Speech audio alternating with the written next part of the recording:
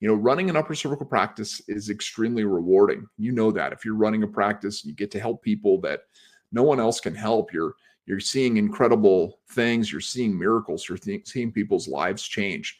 But it's also demanding. And as you do it and you do it well, your practice begins to fill up, and you can feel overloaded. You can feel like it's, you don't have the amount of time that you'd like to be able to do other things. And so, some of the signs of overload, some of those things you got to look out for when it comes to your practice and just kind of feeling burnt out maybe, is a long wait list. There was once a time within chiropractic in general that a wait list practice or waiting list practice was this was the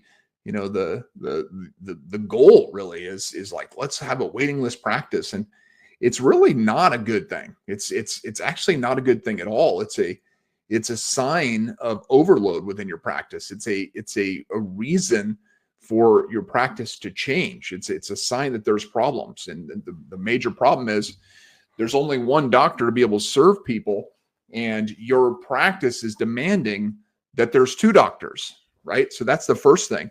Another sign of overload is no personal time, right? When you feel like you're constantly working either in the practice or on the practice, and it's just, your ability to spend time with your friends and family and just do other things, and maybe your health is suffering, all sorts of different things like that. If you just don't feel like you have any personal time outside of the practice, that's another sign of overload.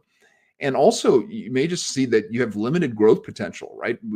We can all get to this place in practice where we realize, I just can't help any more people. Like I'm maxed out. There's not I can only do so much every week in order to help my community. And so that limited growth potential can be another sign of overload. So what an associate can do is they can help expand your impact and maintain balance in your life, right? I don't believe in work-life balance. I don't think our work is opposed to our life. Our work is an important part of our life, but we also need to have balance, right? We need to have balance for, as I mentioned, your friends, your family, your health, your, other aspects of your life, so that it's not just about your business. And so an associate can help expand your impact within your community and also maintain that balance. So no matter, we talk about these practice growth stages all the time, and they're really important to understand because they can help you really see where you are and what's the next stage for you. And so, what we're really talking about here is people who are in the second growth stage, practice growth stage 2, collecting more than $20,000 per month.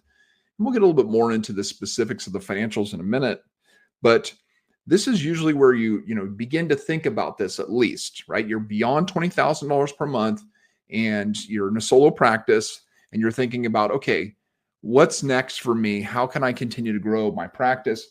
And the next thing you should be thinking about is an associate, right?